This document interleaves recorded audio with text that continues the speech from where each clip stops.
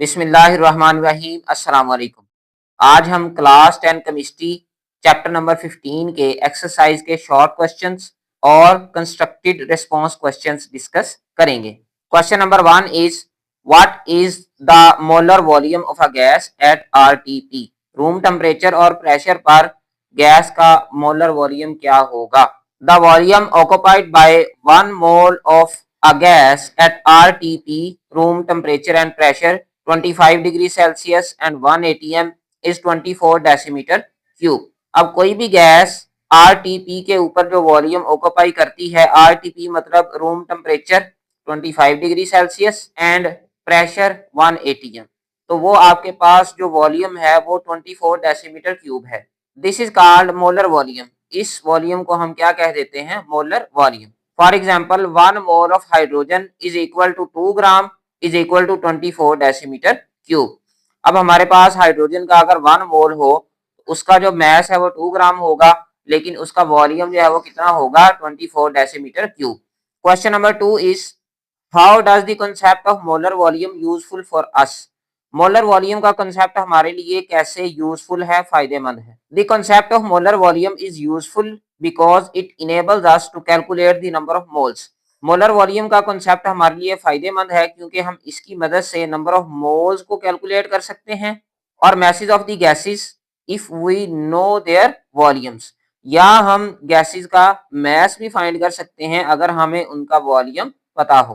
Question number 3 है how does the molar volume relate to the Avogadro's law. Molar volume का Avogadro's law से क्या ताल्लुक है? अकॉर्डिंग टू एवोगैड्रोज लॉ के मुताबिक equal volumes of all the gases at the same temperature and pressure contain the same number of molecules। अगर हम तमाम गैसेस के इक्वल वॉल्यूम ले लें, बराबर वॉल्यूम ले लें सेम टेम्परेचर और प्रेशर पर, यानी कि हमने टेम्परेचर और प्रेशर भी चेंज नहीं करना और वॉल्यूम भी चेंज नहीं करना तमाम गैसेस का, तो तमाम गैसेस के अंदर नंबर ऑफ मॉलिक्यूल जो है वो सेम होंगे। The volume occupied by 1 mole of any gas at RTP room temperature and pressure is 24 decimetre cube. अब किसी भी गैस का 1 मोल ले लें और वो आरटीपी रूम टेम्परेचर और प्रेशर पर जो वॉल्यूम ऑक्युपाई करेगी वो 24 डेसीमीटर क्यूब होगा। This is called molar volume. ये मोलर वॉल्यूम कहलाता है। So molar volume is based on Avogadro law. तो हमने देखा कि जो मोलर वॉल्यूम है उसकी बुनियाद एवोगैड्रोज लॉ पर ही है। एवोगैड्रो लॉ भी हमें यही बता रहा है कि अगर हमारे पास इक्वल वॉल्यूम हो सब गैसेस का तो उसके अंदर नंबर ऑफ मॉलिक्यूल्स या नंबर ऑफ मोल्स बराबर होते हैं। और मोलर वॉल्यूम भी हमें यही बता रहा है कि अगर हमारे पास नंबर ऑफ मोल्स सब गैसेस के बराबर हैं तो हमारे पास उनका वॉल्यूम भी बराबर होगा। तो हम कह सकते हैं 6.02 मल्टीप्लाई 10⁻23 मॉलिक्यूल्स हों अगर किसी भी गैस के, तो वो हमेशा 1 मोल के बराबर होंगे और उनका वॉल्यूम हमेशा 24 डेसीमीटर क्यूब होगा एट एसटीपी। क्वेश्चन नंबर 15.4 है why two different compounds may show the same empirical formula। दो मुख्तलिफ कंपाउंड एक ही जैसा एम्पिरिकल फार्मूला क्यों शो कर सकते हैं? Because it represents the simplest ratio between atoms. क्योंकि आपके पास जो एम्पिरिकल फार्मूला है वो एटम्स के दरमियान सिंपलेस्ट रेशो बताता है, whole number ratio. It is possible that some compounds may have same empirical formula. तो ये मुमकिन है कि कुछ कंपाउंड्स का एम्पिरिकल फार्मूला क्या हो? सेम हो। फॉर एग्जाम्पल, मिसाल के तौर पर both acetylene C2H2 and benzene C6H6 have same empirical formula CH। जो एसिटाइलिन है इसका ओरिजिनल फार्मूला है C2H2 और इसी तरह बेंजीन का ओरिजिनल फार्मूला जो है वो है C6H6, लेकिन जब हम इसका एम्पिरिकल फार्मूला इनकी सिंपलेस्ट रेशो निकालते हैं तो वो CH आती है। In the same way acetic acid CH3COOH and glucose C6H12O6 have the same empirical formula CH2O। इसी तरह एसिटिक एसिड और ग्लूकोज का एम्पिरिकल फार्मूला भी सेम होता है। Why is percentage yield important? Percentage yield अहम क्यों है, इंपॉर्टेंट क्यों है? Because a chemist is usually interested in the efficiency of the reaction। क्योंकि एक जो केमिस्ट होता है उसको रिएक्शन की एफिशिएंसी या कारकर्दगी के अंदर जो है वो इंटरेस्ट होता है कि ये रिएक्शन जो है इसकी कारकर्दगी क्या है, ये कितने फीसद प्रोडक्ट बना रहा है, which is commonly expressed by comparing the actual yield with the theoretical yield। और ये हम कैसे जाहिर करते हैं कि हम एक्चुअल यील्ड को थ्योरेटिकल यील्ड के साथ कंपेयर करवाते हैं in the form of percentage yield, और हम जो है रिएक्शन की परसेंटेज यील्ड फाइंड कर लेते हैं। Percentage yield is calculated by applying the following formula. Percentage yield find करने का फार्मूला क्या है हमारे पास? Percentage yield is equal to actual yield divided by theoretical yield multiply by 100। Question number 6 है, what is the concentration of a solution in mole per decimetre cube. एक solution है, उसकी कंसंट्रेशन मोल पर डेसीमीटर क्यूब के अंदर मालूम करें। If it contains 49 gram of H2SO4, अगर H2SO4 के 49 ग्राम मौजूद हैं उस सॉल्यूशन के अंदर, इन 1 decimetre cube of the solution, और सॉल्यूशन का जो वॉल्यूम है वो 1 डेसीमीटर क्यूब है।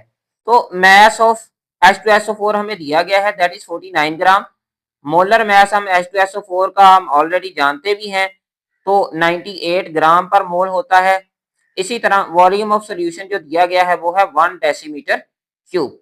तो सबसे पहले हम नंबर ऑफ मोल्स मालूम कर लेते हैं। नंबर ऑफ मोल्स का फार्मूला होता है mass divided by molar mass. तो number of moles is equal to mass की वैल्यू है 49, मोलर मैस 98 है H2SO4 का, तो हम डिवाइड करवाएंगे तो हमारे पास नंबर ऑफ मोल्स निकल आएंगे 0.5 मोल्स।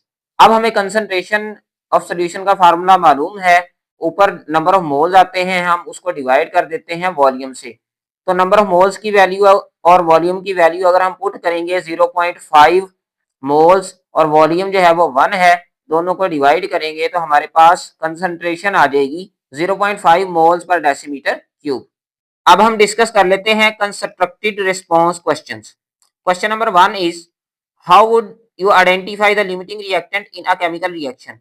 एक केमिकल रिएक्शन में आप लिमिटिंग रिएक्टेंट को कैसे मालूम कर सकते हैं? अ limiting reactant present in a chemical reaction can be identified by carrying out the following steps. दर्ज झैल स्टेप्स जो हैं, नीचे दिए गए स्टेप्स को फॉलो करके हम केमिकल रिएक्शन के अंदर लिमिटिंग रिएक्टेंट को फाइंड कर सकते हैं, मालूम कर सकते हैं। स्टेप नंबर 1 क्या है? Calculate the number of moles of the reactants from the amounts provided. जो भी आपको रिएक्टेंट का मैच दिया गया है उसकी मदद से रिएक्टेंट के नंबर ऑफ मोल जो है वो कैलकुलेट करें। Calculate the number of moles of the product. Product के नंबर ऑफ मोल्स कैलकुलेट करें which will form with the given moles of reactants, जो रिएक्टेंट के नंबर ऑफ मोल्स की मदद से बनेंगे। Identify the reactant which gives the least amount of the product. उस reactant को आइडेंटिफाई करें जिसने कम मिकदार में product the. This reactant will be the limiting reactant. तो यही रिएक्टेंट जो है वो हमारे पास लिमिटिंग रिएक्टेंट कहलाएगा। क्वेश्चन नंबर 2 है, why is it important to find the purity of a compound. किसी भी कंपाउंड की प्योरिटी को मालूम करना क्यों जरूरी है? Which is used as a medicine, जिस चीज को हम मेडिसिन या दवाई के तौर पे इस्तेमाल कर रहे हैं। It is important to find the purity of a compound. किसी भी कंपाउंड की प्योरिटी मालूम करना जरूरी है। यूज्ड एज अ मेडिसिन, जो कि दवाई के तौर पे इस्तेमाल होती है। बिकॉज इम्प्योरिटीज में रिड्यूस इट्स इफेक्टिवनेस, क्योंकि उस दवाई के अंदर मौजूद नाखालिस चीजें उसके असर को कम कर सकती हैं और काज हार्मफुल साइड इफेक्ट्स, या इससे नुकसानदेह साइड इफेक्ट हो सकते हैं। Knowing the purity ensures that the correct dose is given. Purity अगर हमें मालूम हो जाती है कि ये चीज कितनी खालिश है, तो हमें यह भी पता चल जाता है कि हमने दवाई की असल मिकदार जो है वो इस बंदे को दी है। And that the medicine is safe and effective, और जो हमारी दवाई है वो महफूज है और पुरअसर है। Will there be a limiting reactant in a reversible reaction. क्या रिवर्सिबल रिएक्शन में लिमिटिंग रिएक्टेंट होगा? रिवर्सिबल रिएक्शन जैसा कि हम जानते हैं कि ये रिएक्शन दोनों डायरेक्शन में जाता है, फॉरवर्ड भी और रिवर्स भी, और इसके अंदर डायनामिक इक्विलिब्रियम जो है वो इस्टेब्लिश हो जाती है, अचीव हो जाती है। No, there is no limiting reactant in a reversible reaction. Reversible reaction में कोई भी आपके पास लिमिटिंग रिएक्टेंट मौजूद नहीं होता। This is because the reaction proceeds in both forward and backward directions until equilibrium is reached. इसकी वजह यह है कि रिएक्शन फॉरवर्ड और बैकवर्ड दोनों डायरेक्शन में प्रोसीड करता है जब तक कि इक्विलिब्रियम हासिल नहीं हो जाती। So no reactant is completely used up, लिहाजा कोई भी रिएक्टेंट मुकम्मल तौर पर इस्तेमाल नहीं होता। How do you know if a formula is empirical और नॉट। आपको कैसे पता चलेगा कि ये फार्मूला एम्पिरिकल है या नहीं है? A formula is empirical if it shows the simplest whole number ratio of atoms of each element. जैसा कि हम जानते हैं कि एम्पिरिकल फार्मूला जो है वो एटम्स की सिंपलेस्ट होल नंबर रेशो या सादा तरीन रेशो बताता है एटम्स की किसी भी कंपाउंड के अंदर। If it shows the actual number of atoms of each element in a molecule it is called molecular formula. लेकिन अगर ये किसी भी मॉलिक्यूल में मौजूद एटम्स की हमें असल तादाद बताए तो इसे हम मॉलिक्यूलर फार्मूला कहेंगे। Molecular formula can be a multiple of the empirical formula. Molecular formula empirical formula का मल्टीपल हो सकता है, यानी कि हम एम्पिरिकल फार्मूला की मदद से मॉलिक्यूलर फार्मूला जो है वो कैलकुलेट करते हैं। Write down one method to find out the molecular mass of a compound. एक तरीका लिखें कंपाउंड के मॉलिक्यूलर मास को कैलकुलेट करने का, फाइंड करने का, without knowing its molecular formula, इसका मॉलिक्यूलर फार्मूला मालूम किए बगैर। One method to find out the molecular mass of a compound is by measuring its vapour density. हम वेपर डेंसिटी को मेजर करके किसी भी कंपाउंड का मॉलिक्यूलर मास मालूम कर सकते हैं। एंड यूजिंग द रिलेशन, और हम इस रिलेशन को इस्तेमाल करेंगे। Molecular mass is equal to 2 multiply by vapour density. Molecular mass जो है वो बराबर होता है वेपर डेंसिटी को हम 2 के साथ मल्टीप्लाई करवा दें, तो इस तरह से हमारे पास जो है वो मॉलिक्यूलर मास निकल आएगा। So that was all about today's lecture. अगर आपको वीडियो लेक्चर पसंद आया तो चैनल को सब्सक्राइब और वीडियो को लाइक जरूर कीजिएगा। For today thank you very much.